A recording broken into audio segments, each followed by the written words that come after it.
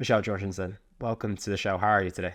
Great, thank you. I'm super excited to have you here and dive into our topic of conversation. Just as I was saying to you off air, it's not a topic we've dived into whatsoever. So I'm sure the listeners are going to take away a lot as well today. So before we do dive into the topic of conversation, can you give us a bit of context about who you are, what it is that you do? Yeah, if it's okay if I'm just going to share my story because I think it really helps to understand where I'm coming from and where I'm at today. So, I'm a dentist and I've come from a dental family. My father's a dentist. I have three brothers who are dentists. And I just thought that the trajectory of their career would be the same as mine. My father literally is still practicing in his 70s and he loves what he does. And I was loving what I was doing as well. But I started to get really sick.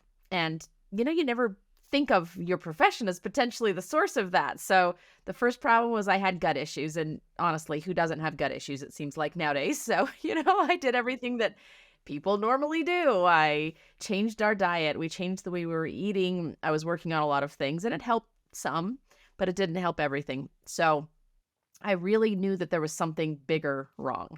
So I started going to doctors and having tests and x-rays and MRIs, and nothing was really coming up. And my biggest symptoms were I had really bad just memory issues. And I've always had an excellent memory. Like that's been one of my strengths is that, I could remember things for a long time. And I literally couldn't remember a patient's name from room to room. And my team, everybody knew something was really drastically wrong because this was not me. And then the other big one that was really impacting my work was that I had such bad numbness in my hands. I actually wasn't able to hold instruments anymore and do the job of a dentist. So it was getting really serious. And I was, going to chiropractors and physical therapists 2 and 3 times a day, and or it's not a day, that would be a lot. 2 or 3 times a week. And it just wasn't doing the trick. So I actually had my practice for sale. I didn't know what I was going to do. Nobody could give me any answers. And I was looking into maybe teaching nutrition or bringing that into dental care. I just didn't even know what direction to go. And so I was talking to another practitioner who had done that, had brought nutrition into his practice. And he finally just said, have you looked into mercury poisoning at all as a potential issue? He said, you sound so much like me. And I just said, well, I don't have any mercury fillings. Like I knew that the fillings that are silver in the mouth had mercury, but I don't have any. And I said, I don't have any fillings. I don't know what that would be from. And he said, oh no, it's not the fillings you have. It's the fillings you've been drilling out for the last decade with no protection at all. Because I was a cosmetic dentist. So all of those fillings, like people don't like the way they look. So they'd come and they'd say, hey, take all these black fillings out of my mouth. Great. We'll drill them out. No problem. And I never knew that when drilling those fillings, what I was doing was releasing mercury vapor. And that mercury vapor was going up, which, where is my head? Right above all of that. And so I was literally just inundated with mercury. I didn't know if this was the thing or not, but I thought, well, it's worth finding out. So I got tested and that's what it was. Mercury poisoning off the charts, mercury toxicity. So I thought, well, what do you know? Dentistry doesn't talk about this. I had no idea this could even be an issue. And so I had to find out, the doctors basically said, okay, we found it. Now you can't keep being a dentist if you're going to do this the same way, or you have to figure out, is there a way to do this in a different way so you're not going to get the mercury, in your own system. So I had to find a way, and there was an organization that has an entire protocol for how to remove it without getting it in the patient or the doctor. Didn't even know it existed, had never heard of it before. So started implementing all of those things in practice, and patients started paying attention because it looks a little different when the doctor comes in with a mercury, vapor respirator mask on instead of the normal mask, and, covered everything head to toe. And, it was very different. And so I'd start to explain to patients, this is why we're doing it for me, but also for you now, because I'm learning. And they started directing me to doctors saying, well, my doctor's kind of interested in this, do you mind if I send them your way? And doctors started coming, and interestingly, they started asking me other questions. Do you do ozone? What are your thoughts about root canals? Do you do fluoride? Or do you, and they knew a lot more than I did. They knew a lot more than me, entrenched in the dental profession, knew about dentistry. And what I realized is there was so much going on involving the mouth and overall health that I had no clue about, that I had not been taught about. And I was up on everything in my profession, and I had never heard this before. So I started changing everything. And now I have a multi-specialty practice. We see patients from all over the world. where we really address overall chronic health conditions through the window of the mouth and how this is connected. And never knew any of this existed before. So very much different trajectory, different path than I would have anticipated, but it was all because I had to find some answers for myself. Which is amazing, right? I mean, at that moment, it looked like you were about to sell your practice and that wasn't going to be the trajectory that you were planning on or probably even wanted to go on. But isn't it amazing how sometimes our most challenging moments can turn out to be our biggest triumphs and then end up being our life's work? So it's amazing from that perspective. And when was that, if you don't mind me asking? It was about 10 years ago. Okay, so we're now 10 years later, a decade in. How much of the dental industry knows about this compared, if you had to put it in a percentage, to when you first discovered it compared to now? What's the progress been like? Almost none. Sadly, almost none. And really, honestly, the awareness of it is because of people like me who get the word out, but typically we're perceived as crazy. You know, they just say, oh, yeah, those are just those people. They're just crazy. And I always challenge that and say, if you think that, talk to me, come to my practice, come see what I do. And, you know, there's a term, holistic dentistry, that I actually don't like. And the reason I don't like that term is because there's a little bit of a misnomer when you say holistic. I mean, think about it. When you say holistic, what do you think of? You think of herbs, you think of, tie-dye, you think of, peas, that hippies, all that kind of stuff. And that's not my practice at all. My practice is literally, we have to be ahead of everyone else as far as science and research and backing up everything we do with not just with claims, but look at the evidence here. And we're ahead of everyone. We are more technologically advanced than other dental offices. We have all the tools, all the tricks, everything. I'm not just a hippie that has beads hanging in the door and incense burning in every room. That's not who I am. So I actually like to call it health-based for that reason, because I don't want people just to assume I'm just some crazy lady who, is going to say some witch, some gibberish and everything's going to go away. No. That's not what we do. We actually have proof showing how much what goes on in your mouth affects you, and we help you with those things.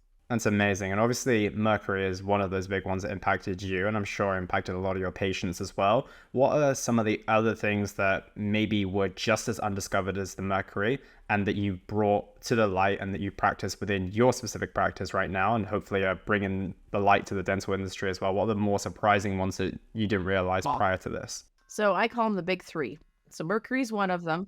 And it's interesting because the whole Mercury talk inside of dentistry. So in dental school, I'll give you the whole Mercury talk that I got. It was that, yes, those fillings have mercury in them because we had to take dental materials. We knew what they were made of. And I was placing these mercury fillings in dental school. So I was trained on how to do this. And yes, they are 50% mercury. They were then, they are still today, and they're still placed in the United States today. So these fillings still have mercury, but what we were told is once it hardens into the filling, that they're inert and that they are not released. This isn't true. I can show you 50 articles that show it's not true, but this is what I was told, that it's not released. And if you talk about it, you will lose your license. Because there was a very famous dentist named Hal Huggins that was practiced in Colorado, and he was the first to really kind of the whistleblower. He lost his license. He never regained his license ever practicing. So they basically said, it's not worth talking about. Do not go there. So that's the Mercury talk you get in dental school. And a lot of people in dentistry still, that's all they know. It's not that they don't want to know more, they just haven't really looked into more, but that's all they know. The second big one is hidden infections. So this is a biggie because it is root canals, and we can talk further if you want to go into root canals, we will in a minute. But anyway, root canals and why they're an issue. And I don't know what the number is worldwide, but there are 35 million root canals done in the US per year. So that's 35 million teeth that potentially have these issues every single year, just in this country alone, let alone other countries. So root canals are a biggie where you had teeth removed. And most people think, oh, I haven't ever had a tooth out. You probably have. If you had your wisdom teeth out, you've had teeth out. So the most common place that infection hides is where wisdom teeth were removed. So that's the big number two. So big number one is mercury or metals, not just mercury. There's other metals in dentistry. Big number two is hidden infections. The third biggest one that I was really surprised about was airway. So there's a huge epidemic in our world, and it's sleep deficiency. People that aren't able to sleep. And what does that do to overall health? It's absolutely astronomical, the cost that it has on healthcare. So, why does a dentist talk about this? Because a lot of times it's structural. It's structural issues caused by what's happening in the mouth. And so this is actually where it starts. This is where sleep begins, is here. If you can't get enough air, you can't sleep. And so those are the big three that I talk about every single day. And usually I see people that are that aren't well, and they've struggled to get well, and they haven't found answers, and they've been everywhere. And I'm like the last on their list, and they come in and I'm like, you're either one of the big three or all the big three, all these things, there's something going on in your head. Let's look at the CT scan together. We figure it out and we get to root cause. And do you think so many of us are struggling with our dental health because of it begins at the very top, right? If the people that we're going to see, ultimately the dental industry, is like going to see doctors, and in some way we could probably do more to look after our teeth, look after our dental hygiene. Same goes for our health as well. But if when we do decide to go reach out, or even if we've been treated on since we've been very, very young, we've been heading in a direction that's not optimal or healthy for us whatsoever. I'm just wondering how we can take personal responsibility for that. And does that problem come from the fact that those who are in charge ultimately of our dental hygiene are not even informed in the way that they should be yet? 100%. And it's frustrating because when I was trying to find answers to all these questions myself, there are no places that you just go.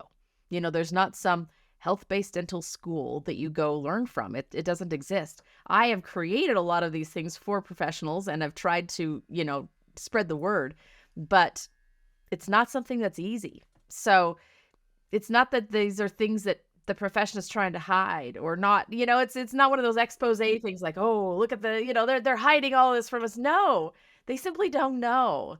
They simply don't know. There's not a lot of good information out there on what's really going on. There is good information. There is good research, but it's just not disseminated to the profession very well. So what I recommend for people is exactly what we're doing right now.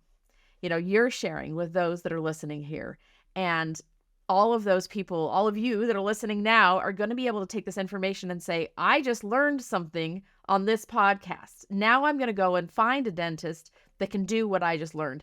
And I've actually created a directory on my website online as well. That's dentists that I have trained or vetted myself. So I know that they are ones that offer these sorts of things. So I'm trying to help find those places. But that's really, I think, the best way to learn this is just simply to personally figure this out and then advocate for yourself. And that's been my mission, is basically I kind of consider myself the people's dentist. I want to teach all of you what you should be looking for so that you can confidently advocate for yourself and look for the right thing for yourself. Yeah, and do you find that it varies from country to country? I find when it comes to different industries that we go into, sometimes when we go to the States or the UK, for example, it's done in one way, and then we go to the far west or east of Europe, and for some reason they're doing things in this super holistic, amazing ways. Is it also a cultural thing as well? There's some countries that are maybe progressing better than others, or do you find that kind of the countries all globally are kind of on the same level? No, definitely. European countries are very much ahead of the US.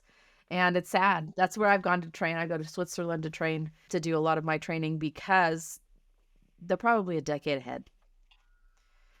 And I don't know why that is. I don't know why that is. If it's just everyone set in our ways and we just aren't willing to be open to different ideas and different things, I don't know. But yeah, definitely the United States is for sure behind other European countries. What about some other countries? Just if any, we have a global audience. I'm just wondering if people are listening right now and thinking, okay, am I in one of those countries that may be falling behind? What are some of the countries, would you say, have heavily progressed when it comes to the dental industry, and others that are still quite behind? So it's interesting because it, I think, falls a lot the same with other medicine. There's Eastern philosophy, there's Western philosophy. So if you go to Eastern countries, so a lot of the Asian countries, they have a different philosophy about care. And it's going to be more open-minded. It's going to involve a lot more methodologies and things that are going to support health. So just in general, what I find is they're more open-minded. They're more open to some of these methodologies. However, they may not have access to all the technology necessarily, that I have or that I utilize. So what I find is that a lot of times different countries have different aspects of this. They may be stronger in certain things. Like if I were to go to an Asian country, I think that I'll find practitioners that are probably much more versed in medicines, herbal medicine, homeopathic medicine, those kinds of things that are going to be utilized in therapies. However, they may not be as well versed in, let's say, zirconia dental implants as if I go to Switzerland and Germany. So I think that really this is a global challenge that we all need to learn from one another and work to educate one another on what does real health-based dentistry look like. What does that look like? Well, we need to bring all those things together, and that's what we try to do in our practice. In my practice is we bring all those herbal and homeopathic remedies, nutrition therapies, as well as the state-of-the-art technology when it comes to dental implantation and dental restorative materials and tooth replacement things, and bring them all together in a comprehensive approach. Yeah, I love that. Taking the best of every single world and just trying to combine it into an integrative approach, which I think is probably the answer to just about everything, whether it be dental hygiene or any industry, whether it comes to nutrition, exercise, Agreed. It usually tends to be the way, right? So with that being said, let's go back to the big three. They're the ones that we are really wanting to focus on and get some solutions for as well. So let's get started with the mercury and metals. Obviously, many of us are probably listening right now with fillings that contain mercury. And it's interesting because it kind of makes sense to me from a logical perspective. What happens to when you put metals in a warm and a moist environment? Nearly all metals will seep out something, right? So it's bizarre to me that, as you mentioned, once they're placed in, they're just, they magically just turn off and nothing ever happens to them. So that's, a little bit of logic sometimes goes a long way as well. But talk to me about what we can do if we are someone right now who's had one of those fillings in the past, and what can we do maybe with our children as well? Because I know that my teeth got tended to a lot more as a child than they have done as an adult. Maybe that's probably not the best way, but I know that's my reality. So talk to us a little bit more about the first on the list of the big three. Yep. So I really like that. It's quite perceptive, actually, that metals in a wet environment, it's called corrosion, right? You put some metal and water, and what is it going to do? It's going to corrode. Well, what is corrosion? It's just simply pulling those metals out of the metallic item and pulling it into solution, into the water. That also changes some of those metals when it changes them into oxides and different things when they're wet. So that's exactly what happens with metals in the mouth. It starts to corrode, they start to corrode, and they start to pull away from the teeth. So it causes gaps underneath the filling. And if there's a gap underneath the filling, it's large enough for a bacteria to get under, but it's not large enough for your toothbrush bristle to get under. So it creates a lot of tooth decay underneath that filling. That's the dental issues. And honestly, any dentist that you talk to will agree with me on that that's a true statement, that these fillings age. They just age, and they age poorly, and they start to corrode, and now all of a sudden you have a leaking filling with new decay. That's a great reason to get a filling out, if nothing else. That's a great reason to get a filling out. But I also know, and there's research that shows, that there is a low level of mercury that is released from those fillings 24/7. So you are getting some micrograms of mercury every single day into the system, and the large majority of it is depositing into your tissues. So what it's doing is it's increasing your mercury load. What do you do about it? Well, the answer is get those fillings out. But here's my caveat. I don't believe you should ever get them out if you're going to do them unsafely. What does unsafely mean? Exact way I was doing it for a decade, for 10 years. It's you open your mouth, we drill it out, it goes everywhere, you're swallowing chunks, you're breathing vapors, just leave them in if you're going to do that, because now instead of micrograms that you're getting every day, you're getting massive amounts of mercury into your system. So leave them in if you're not going to do it safely. But if you can find a dentist that can do it safely, please do so. So what does that look like? They're going to use some extra precautions. So they'll use a special, what's called a rubber dam that goes over the tooth, and it holds the metals in this dam so that they don't go down your throat. Because, I've removed plenty of mercury fillings in my day, and people have swallowed big old chunks of fillings. So you don't want to be swallowing that stuff. You use a dam so it keeps it in. You use two or three vacuums. So a great big one right over the tooth, a smaller one under the dam, and then a giant one at the chin. The giant one is going to pull all those vapors off while we're removing it. We also like to cover the face. You can see through it. We make sure you can see, but you cover the face. You have an oxygen mask on your nose, and we cover your skin because the skin is the largest uptake organ in your body. So if we just release all that stuff and it gets all over your skin and your face, it's just going right back into you. So again, if you're going to remove them safely. Also make sure that your elimination organs are moving. So I usually recommend that someone work with a functional medicine practitioner, or us. We do a metal detox as well, but we make sure things are moving before we remove it, because you're always going to get a little bit, no matter how safe we are, but I want your body to be able to dump it. I like to joke that Mercury just moves to a new neighborhood. It's living in this neighborhood right now, but then when we remove it, it's just going to move to a new neighborhood. Maybe this one up here, maybe down in your kidneys. It's going to find a new place that it's really loving to live. So it's best, you need to make sure that it doesn't just move to a new neighborhood when you remove them. So that's the big deal on Mercury. And what are the symptoms? People often wonder, well, what are the symptoms, that could be happening here? Mercury is a neurotoxin. It's non-radioactive. The most toxic, basically non-radioactive element on the planet is mercury. In fact, somebody just told me, this was a crazy story. He said that last month, their neighbor had some old thermometers or something, which I'm thinking, I don't know why you would have them, in their garage. They fell and they broke. They had to call a hazmat team, and they were moved out of their home for a month while they cleared up that toxic waste. But yet we walk around with them in our mouths, releasing mercury every single day, and nobody says a word about it. She was just blown away. She was there actually to have some mercury fillings removed. And she said, this is crazy. Like, why would my neighbor have been out of their house for a month for this? And nobody talks to me about all of this in my mouth. I said, I don't really know, but it is very toxic. And the concern with mercury is it will affect all your nerves, neurology. So that's brain fog. How many people do you know that are like, brain fog, I'm not thinking right anymore? Everybody, exactly. Nerves, so numbness. So my hands all of a sudden make a lot of sense because it's a neurotoxin. A lot of times numbness in the feet, those kinds of things are going to relate to mercury. A lot of gut issues, a lot of gut absorption, digestion problems are going to relate to mercury as well. So if you have those things and you have fillings in your head, go find someone that can remove them safely. Yeah, that's huge. And I think that it's amazing that sometimes we think that a digestive issue might be down to the food that we're consuming, X, Y, or Z. And it might be an aspect of it, but isn't it bizarre to think that it's something that was very innocently done and for the best interest of your health as well, right? We don't get fillings for fun. No one ever signed up to go Really? see you or anyone else at a dentist and just like, yeah, I fancy getting a filling today, right? Exactly. So we do it for the best interest of our teeth and our dental hygiene, and it ends up having that knock-on effect. And I assume this is very obvious, but I want people to be aware of this as well. I'm assuming that having one mercury filling versus many, like, up to maybe, I don't know what the most amount of fillings someone can have, but I know people have numerous fillings. So I'm assuming it's even worse for those who have got many, many fillings in their mouths. Yep. It's cumulative. Just every single filling releases mercury. So if you have 10 versus 1, you're going to get more mercury released. Yep, absolutely. Here, there is an organization called the IAOMT, and I can send this to you. You can put it in show notes, but the IAOMT.org, they have a directory online on their site, and it's international. And they are dentists that have been trained in, it's called the Smart Mercury Removal Technique.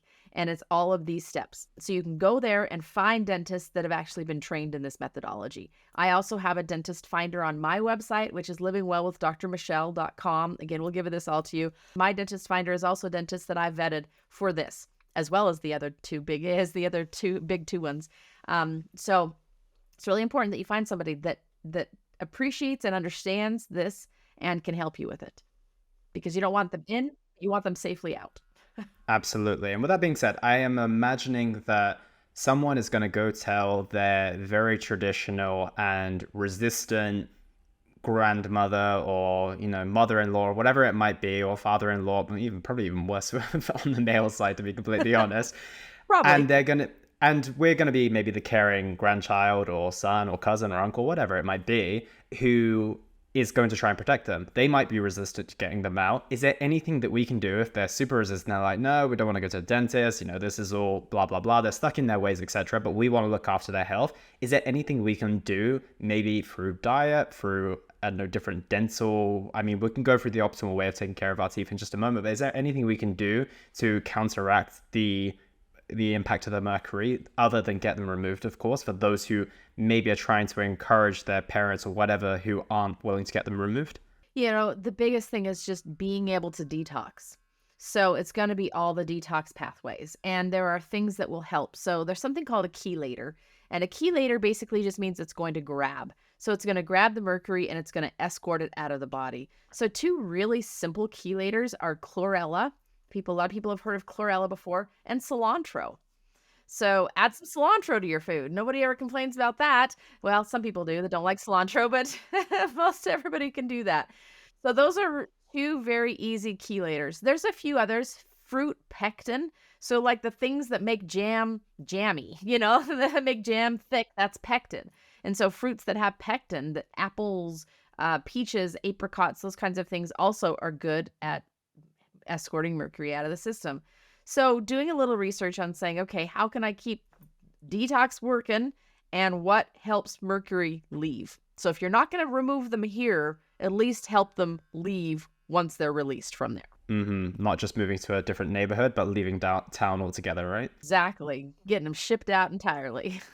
Exactly. Perfect. So that covers mercuries and metals, maybe not as comprehensively, but to cover as much as possible, I think it covers it in a good way. So going on to the second one, which is hidden infections, what can we do about those? So let's start first. What are they? Where are they found? So the big one is root canals. Root canal, I am never one that says that there's some big conspiracy that everybody's just hiding all this information.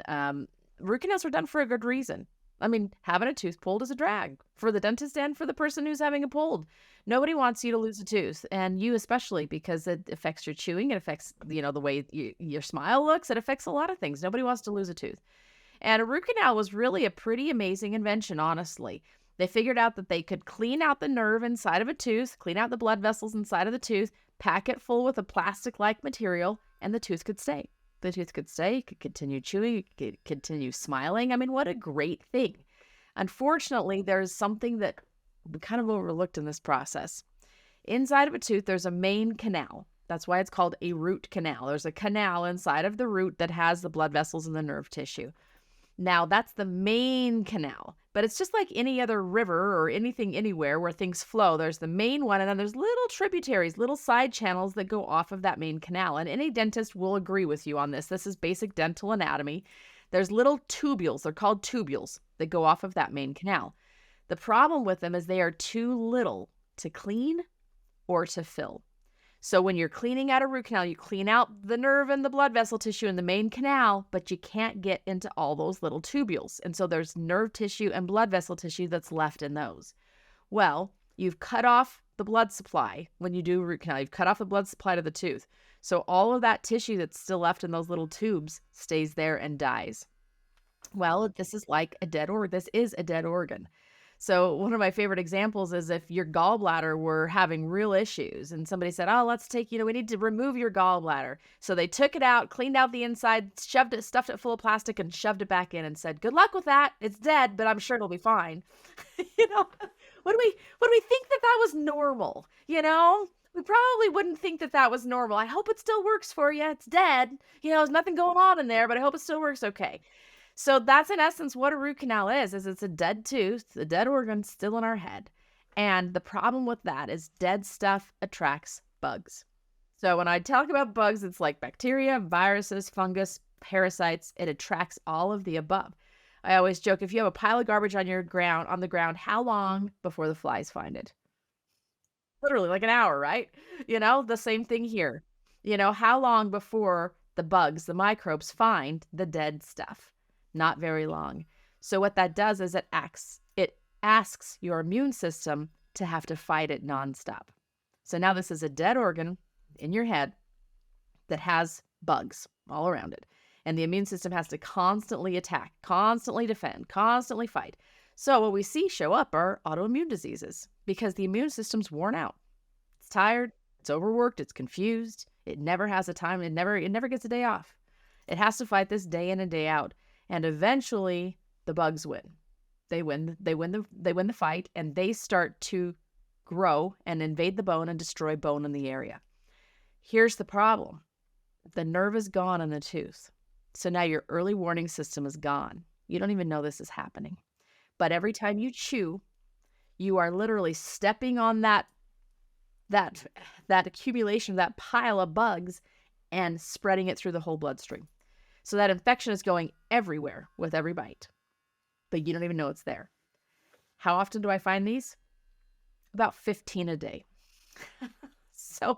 And some of these are so huge, like literally there's a hole the size of my thumb into the sinus or into the floor of the nose or in the side of the jawbone, and there is literally no symptom. Nobody knows other than symptom, meaning like my jaw hurts versus symptom meaning I don't feel good. I'm not sleeping. I feel lousy. I got 3 autoimmune diseases. I have dizziness. They have symptoms, but they don't have symptoms that they would equate to their tooth as the problem. So we go in, we remove these teeth. The only way to fix this, unfortunately, someday maybe there'll be a better answer, but for the moment we have to take the tooth out because remember, the tooth is the dead stuff that's full of dead stuff and full of bugs. We got to take it out of there. Thank goodness we can replace it. There are zirconia dental implants that we can replace it with that have no metal. They're beautiful. They look just like a tooth. This tooth right here on me is a dental implant. So it looks just like a tooth, functions like the tooth, smiles like a tooth. And we can replace it with something that's not going to continually infect you with every bite. So that's a big deal because there are millions and millions of root canals performed all over the world every single year. Huge. That is huge. And what's the comparative cost to a zirconia replacement versus a root canal? It's a great question. Worldwide, I don't know costs, but I would say it's probably by the time you're done, maybe a third more to do the dental implant versus the root canal. Because the root canal, you're going to do a root canal and a crown. With the dental implant, you're going to remove a tooth, a dental implant, and a crown. So you've got a third procedure that you're going to do. However, I think it's going to save you. And I tell people this all the time because typically I'm going to find that root canal failed down the road somewhere. It's going to have impacted your health between now and then, but then you're going to do the root canal, the crown, then you're going to take the tooth out, the implant, and the crown. So you're going to do 5 things instead of 3 things. Not only that, they're also going to pay for the expense that they're going to have on their health as well. The sick days, how they feel, their life quality, those hidden expenses that we're not even accounting for. Yeah. And you don't have to replace these teeth. I tell people all the time, baseline is get the infection gone. Get the tooth out of your head. If you choose not to replace it, then that's a real big expense saved. Sometimes these are the very back teeth. They're teeth that were filled when you were 7 years old. They were refilled when you were 14. Then they broke when you were 21. And then they got a crown and a root canal when you were 28. I mean, typically these are the teeth that have had the history, and now I'm seeing them at 35 and you got a big old hole in your jawbone and you've been sick for 10 years. And I'm saying, let's get that out of there. And you're like, you know what? I don't even care to replace it. I'm fine with that. Great. Let's get it gone. Let's get you better. So you don't even have to replace them necessarily. Now, if it's your front tooth, you probably want to.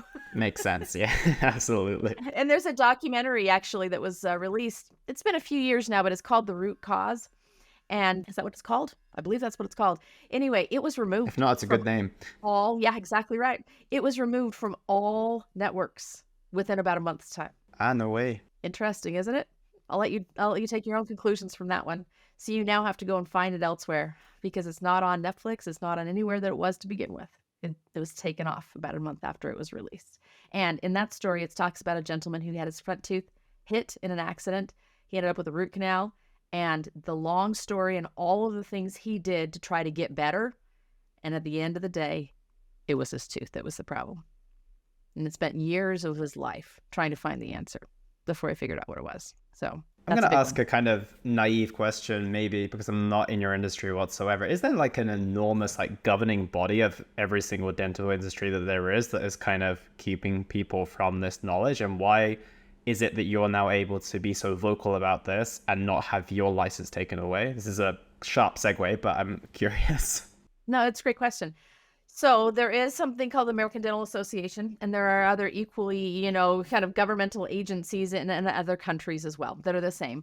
And those agencies are there for the dentist. They're for the profession. And they're intended, to help the profession, to help dentists and to give them resources and all those kinds of things, guidelines. And so they will approve procedures, they'll approve materials. You can say that you can get like the ADA seal of approval on the toothpaste, whatever. They're not for the public. Remember that. These organizations that's not their customer. Their customer is the dentist. The customer isn't you. So they are going to work for the profession, for the dentists. And in the United States especially, they will never come out and say that mercury fillings are dangerous to health. Why? Because other European countries have. There's actually quite a few European countries who have banned it in their country. The United States has not, and I don't believe they ever will. Because we are a very litigious society, meaning if the American Dental Association said this, that mercury fillings cause XXX, whatever it might be, now every dentist who's ever placed or removed a mercury filling in the United States will be under class action lawsuit. So remember who the customer of the American Dental Association is: the dentist. They're protecting us. They're protecting the profession. They're not protecting the public. That's not their job. So you have to just think, who's their customer? So who's protecting you? Who's protecting you? Actually, not very many people. No, and it makes Nobody. sense now, right? Like realistically, as you mentioned, Yeah. it's like, well, why would they allow this? Because when you said, I don't think it's ever going to change, it's like, well, it's fair, but it's a bit of a pessimistic outlook. But I kind of get why it never will, is unless they can remove this thing where no dentist who has ever put in a mercury filling will be liable for doing that. If they can do that, amazing. But by the sounds of it doesn't sound like that's ever going to be possible. Nope, I don't think it's ever going to be possible. So, I mean, there's an entire profession called endodontists, and these people, all they do all day long is root canals. Well, the profession's going to protect their own, you know what I mean? And again, I'm not a conspiracy theorist. I'm not any of that kind of thing. I'm just a realist. Like, it's just a reality. They're there to protect the profession. And so they're doing a great job. They're doing a great job. They're doing their job well. Now, Unfortunately, they're doing their job well. for the profession. So how am I able to say these things now? Well, thankfully, there is research that proves what I have to say. So if anyone ever were to say, well, you can't say that, that's not true, I can say, oh, yes, it is. Here are 15 research articles that back exactly what I just told you. So I'm very careful in what I say, but know that if I say it, I have backing for what I'm saying. And there are some things that others say that I won't, because I don't have scientific backing. So I will only tell you things that I can actually prove through science and through research, because that's really kind of that's the exchange that everybody, that's the monetary, the exchange that everybody will appreciate. They're like, where's the science? Where's the research? I don't always agree with that necessarily, but I have to play their game. So I'm like, here's the science. Here's the research. This backs everything. It covers your back, right? And, for many people, it's going to make it a lot more plausible, reliable, etc. And like you said, not everything needs to be proved. Like, again, like we said with the mercury earlier, you don't have to show me science to tell me that if a metal is in a warm and a moist environment, that it's not going to cause issues or corrode at some point. Like, you don't need to show me that. But at the same time, I get that point. Now, I can be like that sometimes, but yeah, I get why you back yourself with science, and it protects you as well. And I think it's very, very valuable too. But let's transition back. Thank you for curing my curiosity there. But transitioning back, let me go to our granddad archetype, who's super resistant to get his teeth touched, and he's got this super caring son or daughter. Can we talk about what we might do with him if he's had many root canals and crowns put on top of that, and what we can do? Like, is there any type of cilantro and the other one you mentioned, chlorella, yeah. For that one, right? Yeah, it's going to be anything antimicrobial. So, you're going to look into your herbal remedies, your homeopathic remedies, and you're going to say, what is antimicrobial? It's going to be things like garlic, like oregano. Those are all very antimicrobial. Turmeric is going to take care of inflammation. I'm all about food, and I'm all about food actually being medicine. So pay attention. What do these things do for you? Is it going to fix the fact that you have a dead organ in your jawbone? No. But hopefully it's going to strengthen your immune system to the point that it can be a better defense. It can have a better defense against it. So that's really the thing you need to focus on with this one is, how do you strengthen your immune system? How do you build your adrenal strength? How do you, all those things? So it's adaptogen, ashwagandha, rhodiola, some of these herbs that are going to help build your adrenal reserves. All of those things are going to help build your defenses against the imminent, ongoing attack of bugs, basically, in the jawbone. Obviously, ideally, just get the tooth out. But if we can't, strengthen your immune system, give it the help it can get. And one caveat here, too, is the other hidden infection is actually where teeth have been removed and they haven't healed right. Well, how does that happen? It seems like this is like there's no win solution here. Well, there's a ligament surrounding every tooth. And if that's not intentionally removed when the tooth is removed, the bone doesn't heal properly. So you have to go to a dentist that intentionally removes that ligament, because if it doesn't, it creates another dead zone in the jawbone that attracts all the bugs, the exact same way we were just talking about. So this is often wisdom tooth areas if they didn't heal right. So we find all of this on a cone beam CT scan. There's a special designed dental CT scan. We can see all of this. We can see, what does the bone look like? Has it healed or not? Are there infections underneath these root canals? That's really the gold standard. And it's not that expensive. It's a couple $100s, but it is worth every dollar of that couple $100, honestly, because it's going to give you the overall look to what's going on. Perfect. Definitely noted. And transitioning on to the airway piece now, which again, not something that I would have expected us to talk about prior to doing a little bit of research on yourself, but go into that for me. Actually, the first time I heard something along this lines was, you've probably heard of James Nestor. He's a bit of a specialist on breathing. Breathe. And I've got his yeah, book right exactly.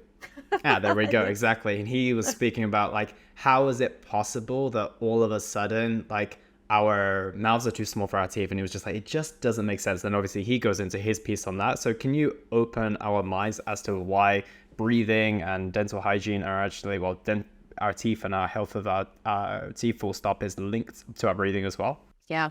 So we need to understand, first of all, what is the airway? James Nestor is talking about development of the growth and development of the face. And so he plugged his nose, he covered his nose, and then all of a sudden all of his markers just, tanked because him not breathing through his nose changed the whole way that his body was functioning. All sorts of things. Well, I won't go where James Nestor did, but he talks a lot about growth and development and the hypotheses about why all of a sudden mouths aren't big enough for wisdom teeth, why all of a sudden mouths aren't big enough for our tongues to fit anymore, why we all have crooked teeth, why everybody's needing braces, why so many people snore or sleep issues and all of these problems. Really, it comes down to space. It comes down to how much room is here. And the tube you breathe through is literally, it's a tube, but it's a collapsible tube. So if you have too little space in your mouth for your tongue, for the tissues at the roof of the mouth, the uvula, all those things back there, if there's not enough space for them to live in, well, they have to squish into their neighbor's backyard. They have to get back into that airway some. And then your body does all sorts of accommodations. It does things like it squeezes your teeth together. You clench, you squeeze at night. Why? Because it flattens the tongue and allows more air to go by. You bring your bottom jaw forward. People will have worn out teeth right here in the front. And they're like, well, why are these worn out? I don't chew like that. It's because you're bringing your bottom jaw forward because it opens up the space back here. There's all sorts of things. Or you just don't sleep. You wake up a lot, you toss and turn, you can't go to sleep at night. All of these are signs that you don't have enough room back here for air to get through. So what do you do about it? The first thing you do is you look for a hidden infection. Because if you have a hidden infected tooth or areas where wisdom teeth were removed, it will cause swelling in all of those tissues. And all of a sudden, if the space was okay beforehand, it's not okay now because it's all pushing back. It's swollen into the area, so you can't breathe. So we have to look for hidden infections. Second thing is we make your mouth bigger. How do we do that? We actually expand. We move teeth out and make more room for the tongue to fit. Sometimes we have to retrain the tongue to go forward. A lot of people have tongue ties nowadays that nobody even talked about this years ago, but the tongue isn't going up and forward like it should. There's a whole slew of things that have nothing to do with wearing a CPAP. Most people think that that's the only thing they can do when they have sleep issues, is strap a mask on their face and sleep with this thing on their face all night long. I joke and I say, you pick who you marry. Did you really want to pick that person? Because you're sleeping with it every night. You're married to that machine now. Did you pick it? You probably should have picked a little wiser than that. We don't do anything with the CPAP. We actually just make more room for you to be able to get the air, whether it's nose room, whether it's back here in the back of the mouth room. Again, the gold standard is that cone beam CT scan. I can see, what does that tube look like? What's pushing its way into that tube? What might be swelling things? Is the nose, is it deviated because the jaw is too small? So many things. I could spend an hour and a half just talking about this alone. But really, if you're not sleeping well, if you're waking up, if you're tossing and turning, if you wake up tired even though you felt like you slept, most likely you are just not getting enough air at nighttime. And my dentist can have an answer for you. We can make more space so you can get more air. And would you say that almost 100% of the time, maybe 100 is a bit out there, but maybe 99% of the time, a dentist who does the work that you do could fix that issue with those who have breathing issues or those who have sleep issues? Yeah. And I think that's something you specifically look for when you're researching the dentist. Say, do you treat sleep issues? Is this something that you're familiar with? And I work, like I said, really hard to try to vet, dentists that are on my site for that exact thing. But those are the questions I would ask if I'm calling. is what do you do for sleeping issues? And they should have some answers for it. Yeah, I hope so. And coming back to our granddad once again, what can we do to improve the quality of his sleep if he's not going to go to the dentist and get his airway sorted out? It might be a CPAP, you know? And there's worse things. There's plenty of granddads that have CPAPs, honestly. It's better than the alternative, which is no air and a heart attack. So it's better than that, or no air and a stroke, it's better than that. So CPAP may be it, but it's also very much paying attention to anti-inflammatory things. So there are some things you can do even at home. There's some really inexpensive red light laser therapy tools. One looks a little bit like a flashlight. And this flashlight can be used on all these tissues here underneath the chin, as well as when you open your mouth and you say, ah, that tissue at the back of the throat. You can use that red light laser therapy on those tissues, and it will decrease the size of those tissues. It'll decrease inflammation in those. So that may be very helpful. Sleeping on a little bit of an angle always helps. A little bit upright. You're just working with gravity rather than against gravity this way. So a little upright, sleeping on your side versus sleeping on your back. These are all things that will help. Mouth taping. I believe James Nestor talks about mouth taping. It's kind of a big biohack thing nowadays. It's actually fabulous. Mouth taping keeps the lips together, forces you to breathe through the nose. And people are like, seriously, I'm going to tape my mouth together. Am I going to die? It's not that kind of tape. It's not like duct tape like you wrap 4 times around your head. It's not like the kidnapper's duct tape. It's just a little piece of tape right here on your lips. And what it does is it helps the musculature to keep the lips together. Why? Because the quality of air when you breathe through your nose is exponentially better than the quality of air if you breathe through your mouth. So do a little mouth taping, invert the bed, put a little wedge pillow behind your head, sleep on your side, and watch inflammation. So really hit turmeric and some of these natural anti-inflammatories to see if you can't calm the inflammation down in the system and get some better breathing. I love it. And nasal strips would help with that as well? Nasal strips do as well, because they will help to open up here. So yeah, the breathe right strips or nose cones. So there's something you can get these online as well. They're called a nose cone, and they're just kind of a plastic little insert that goes up the nose. So again, they hold open the nose. So yes, a nasal strip, some mouth taping. You'll look super hot at night, but don't worry about that. Nobody's looking at night. It doesn't really matter. So tape your mouth closed, open your nose, sleep on your side. All of these things are going to help you to get better sleep for sure. But obviously, if you can, maybe go and see a dentist, and that might be a better solution for you, being slightly more attractive when you're going to bed at night. But exactly. I digress. So we have covered a lot, and I've absolutely loved all this, and I found it super insightful. And I want to spend the last 10 minutes or so focusing on maybe an optimal routine that people can do. Obviously, address those things. These are huge priorities for people. But now I want to think about, once they do start to address those, or even if they don't choose to, or maybe they're not even too impacted by those, fingers crossed, what does an optimal routine of morning and night for our dental hygiene look like to you, Michelle? Yep, great question. So a couple of things. I think it's really important, first of all, to talk about what we should brush with. So first of all, soft bristle toothbrush, because anything harder than a soft bristle toothbrush should only be used to clean your toilet. That's the only use for a hard toothbrush, because it's going to be too abrasive on your teeth and it's going to damage them. So soft bristle brush, none of the commercial toothpastes. So fluoride, we haven't even gone there, but fluoride there's a lot of problems with fluoride, not least of which is it causes a lot of thyroid deficiency. It causes brittle bones, and research has proven it actually lowers IQ in children. So needless to say, I don't recommend fluoride for anyone. So what do we use instead? We use something called hydroxyapatite. What is that? That's what your teeth are made of. That's actually what the enamel's made of, is something called hydroxyapatite. It's just a mineral complex. And thankfully, there are now new products that have hydroxyapatite in them. So I actually have a tooth powder of my own that's a hydroxyapatite tooth powder. You can find it online, but you can find others as well. So I recommend anything with a hydroxyapatite in it, which is going to remineralize, build, strengthen your teeth, and even heal cavities if they're small. So it's incredible. Soft bristle toothbrush. Do you have to floss? I tell people no. Actually, I don't even care if you floss. But I care that you clean between your teeth some way. So what can you use? You can use a water pick. You can use a toothpick. You can use, there are all sorts of little things you can do. If you have not had gum disease and you have not had a cavity, you don't even need to do any of those.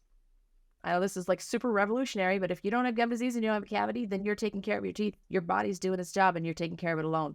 All I'm going to have you do is maybe add some oil pulling. That's an old Indian Ayurvedic technique where you put a tablespoon of oil in your mouth, you swish it around, do it for about 15 minutes, then you spit it into a tissue and throw it away. Don't spit it into your sink. 15 minutes? 15 minutes. I know it sounds like an eternity.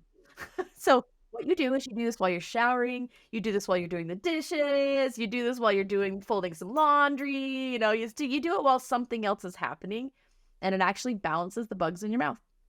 Gets rid of the bad ones, balances the good ones. So oil pulling is awesome. So take care of your gums that way. I love colloidal silver for a mouth rinse. People ask me about mouth rinses. Well, the problem with a lot of mouth rinses is they have a lot of alcohol. If you pay attention when you go to the doctor, and let's say you're going to get your blood drawn, what do they use on your skin before you get that done? An alcohol swab. It feels cold and then it dries it, right? Disinfects and dries. So a lot of mouth rinses have a lot of alcohol in them. They disinfect and then they dry. And if you have your tongue dry out, you're going to actually get more bacterial growth. So you'll end up with worse bad breath if you have a high alcohol content mouth rinse. It's going to feel like, like, oh man, that did something. Yeah, it burned. Yeah, it burns your mouth. Yeah, exactly. It's called alcohol. That does it. But it's going to kill all the good bugs in your mouth and in your gut. And it's going to dry everything out like crazy. So no alcohol. Get rid of that. I highly recommend colloidal silver, which is basically a silver particle that's suspended in water, and it's antimicrobial, but it doesn't stick around. It doesn't lodge in your tissues or stay around. It pretty much exits after it does its business. That colloidal silver is broad spectrum antimicrobial, meaning I don't even need to know if you have like a fungal infection in your mouth or bacterial, or I don't care what it is. It's going to kill it all. So I have a rinse that I've formulated with this, but you're going to find others on the market as well that have a colloidal silver. You're going to rinse it around, swish it around, get it all in the gums. Like, this is not just for breath. This is for gum health. This is for gut health. This is for all the above. Swish it around for a good 60 seconds. Get it everywhere. Then spit it out. That should also freshen the breath naturally. It's nice if you can find one that has like a mint or something with it, because then you get that minty freshness. But really, that's it. And if you do a thorough job of this, it should take about 7 minutes. That's not including the 15-minute oil pulling if you want to do that. And I only do that like once a week, twice a week maybe.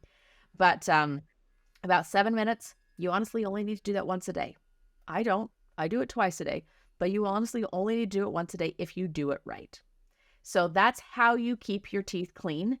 If you are getting tooth decay and you do this, what that tells us is you have a gut absorption problem. Your body's actually stealing minerals from your teeth to feed the rest of you because your gut is not doing its job in absorbing nutrients. So you need to go look into your gut health and figure that out. So cavities, if you keep your teeth clean, that's a gut problem.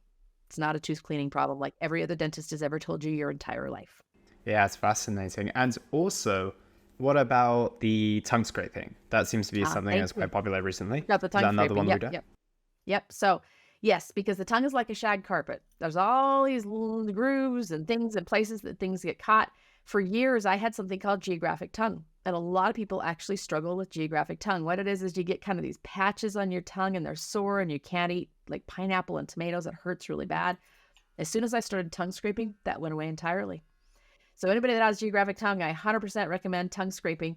And what I find is I think geographic tongue is largely fungal based. And I think, this is my hypothesis, I think that if you get chronic sinus infections, this also is most likely fungal.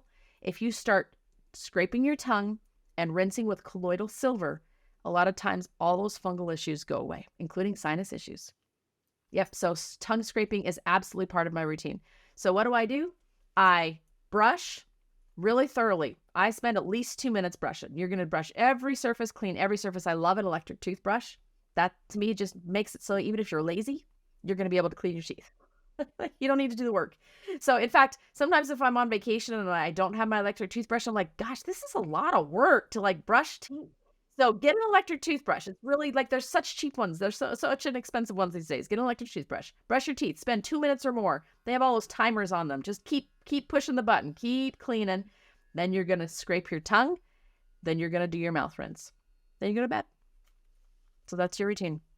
I never thought I'd have so much fun talking about dental hygiene, Michelle. So thank you for this conversation. It's honestly been super, super fascinating. If we had another hour, I'd probably go on with more questions. But I think we've given the listeners a ton of information to take away today. And I want to wrap up with a final couple of questions. And the first one I want to ask you is, what impact do you want to have on the world with the work that you do? My whole mission now is to live well, to help people live well. So actually, I was just telling you offline beforehand, I am right in the middle of a book proposal to a publisher called What is Medicine? And What is Medicine is all about basically taking back our own medicine, because in the world today, we've really outsourced that. We've given that medicine to professionals, to pharmacists, to whomever it is. And we've kind of forgotten that we have a lot of control over this. So this is the whole garlic. Garlic is antimicrobial. How do you add things back? What is medicine? So watch for that, because that is really one of the biggest impacts that I want to have, is helping empower people to take their health care back. We've really given it away. And in giving it away, we've lost a lot of trust. There's a lot of mistrust out there. There's a lot of confusion. There's a lot of frustration because we just can't find the answers. Well, I want to empower you to actually be able to have the answers on your own without having to go and seek 15 different doctors to find them. So that's really what I want to show you, is that you have the ability to do this. And a lot of these answers are very simple. It's just understanding some baseline things. So watch for that. What is Medicine, coming 2025? Seems like 2025. Yeah, It'll be here before we know it. And in the meantime, if people want to keep up with the work that you're doing, where can they head to? Yep. So Living Well with Dr. Michelle. Yes, it rhymes. I think that's good because you'll hopefully remember it that way. And so look for that online, livingwellwithdrmichelle.com. That's where you're going to find a whole bunch of free resources on everything I've described to you, including gut health. Like, we just barely touched on gut health. I have a whole bunch of information on gut health on there, including a test you can do at home. Again, I try to give you your health back. So a test you can do at home very simply. Go check all the free stuff out on there. If you're in the US and some European and other international countries, you can check out the tooth powder, the mouth rinse. They're all on there as well. And I'm also online, or on social media. So on Instagram, on Facebook, on TikTok, on YouTube, wherever I can get the word out, you're going to find me. Amazing. I'll make sure as much of it as possible is in the show notes below, and some of the stuff that we spoke about earlier as well. But Michelle, thank you so much for your time today. It's been truly a fascinating conversation. Thank you. Appreciate you.